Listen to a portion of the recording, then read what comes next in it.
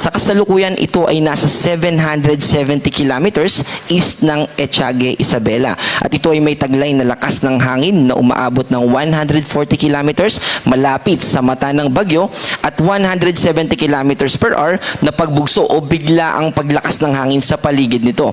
Ito ay kumikilos pa northwestward papunta dito sa extreme northern Luzon sa bilis na 10 kilometers per hour. At nakikita din natin na habang lumalapit ito sa ating kalupaan ay nandun din yung tsansa na mas lumakas pa ito from typhoon to super typhoon na kategory.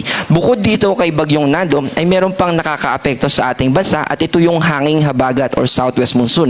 At dahil sa epekto o sa pag-ikot nitong si Bagyong Nando, na-enhance niya o nahihigop din niya yung moisture o yung katubigan na associated dito sa hanging habagat. Kaya naman, yung mga kababayan natin na nakatira dito sa western part ng ating bansa, kasama po dyan yung Metro Manila, Calabarzon, Mimaropa, ganun din dito sa Panay Island at Negros Island region ay makakaranas din ng mga pag-ulan at mga pagbugso ng hangin. Ito namang si Bagyong Mirasol, formerly na nasa Philippine Area of Responsibility pa siya, ay mas sumina pa at wala na itong direktang epekto sa anumang parte ng ating bansa. Ito po yung ating track patungkol sa tatahakin nitong si Bagyong Nando. At by Monday morning, nakikita natin na yun yung time na kung saan ito ay mas mag-intensify o mas lalakas pa into super typhoon. And by Monday evening, ito yung time na pinakamalapit itong si Bagyong Nando dito sa ating kalupaan. At kung mapapansin din natin, yung radius nitong si Bagyong Nando, ito pong kulay pula na radius, ito yung area na may at least 89 kilometers per hour na lakas ng hangin.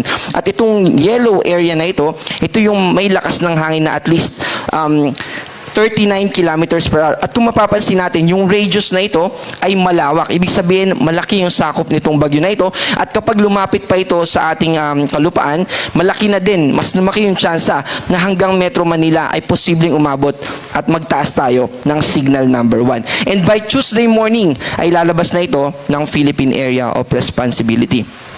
At dahil dito kay Bagyong Nando ay meron tayong nakataas na signal number 1. Ito yung mga lugar na makakaranas ng lakas ng hangin na umaabot ng 39 hanggang 61 kilometers per hour. At dito yan sa Batanes at yung Babuyan Islands na part ng Cagayan kasama yung Ilocos Norte, northern portion ng Ilocos Sur, Apayao, Abra, Kalinga, Mountain Province, Ifugao, Nueva Vizcaya, northern and northeastern portion ito ng Nueva Vizcaya, probinsya ng Quirino, northern and central portion ng Aurora, buong Isabela Province, and also northern and central portion ng Catanduanes. Kaya gusto po natin paalalahanan yung ating mga kababayan, yung